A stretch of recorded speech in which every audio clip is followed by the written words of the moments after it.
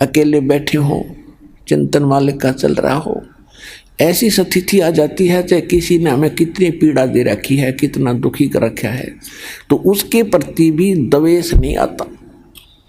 ऐसी सब अपनों सा दिखाई देता है, कोशिश करके भी नहीं होता, और वो होती है थोड़ी सी देर की। उसके बाद 100 कोशिश कर लेते हैं उस तरह से तिथि माने की, नहीं आ पाते हैं।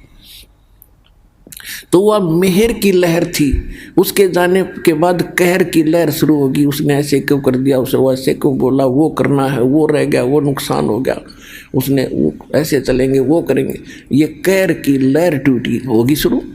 तो कहते हैं वह शंखों लहर मेहर की उपजे, वह ऐसा भाव रहेगा, और कहर नहीं, जहाँ कोई दुख नहीं, कोई कष्ट नहीं। और दास गरीब अचल अविनाशी, सुख का सागर सोई।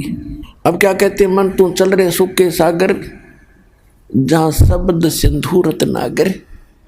रत्नागार, आगार मन डिपो खान, वह सुख की खान है। सतलोक यानी जिसमें कि उस चीज का अभाव नहीं, कोयले की खान है, कोयला निकाल ले जा, अंत नहीं आता। कहते वो आगार है, डिपो है सुख का, सुख सागर। रत्न आगार, आगार माने रत्न यानी सुख रूपी रत्नों का भंडार है वो। फिर क्या बताते हैं, कोटि जन्म तन भर मत हो गए, और कुछ नहीं हाथ लग्या रे। कुकर सुकर खरबा बोरे, कौआ हंस बगारे। कोटि जन्म तू राजा की, न मिटी न मन की आशा, और भिक्षुक होके दर दर घूमया, ये मिला ना निर्गुण रासा।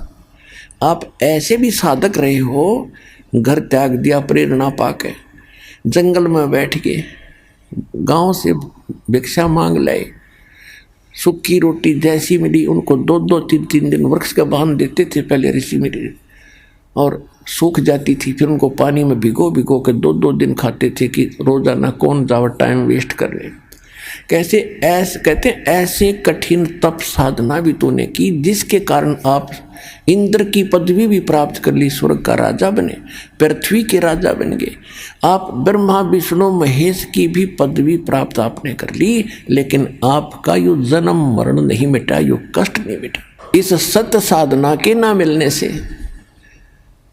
कहते इंद्र कुबेर ईश की पदवी, और ब्रह्मा वरुण धर्मराया, और विष्णुनाथ के लोक को जाकर तू फिर भी वापस आया।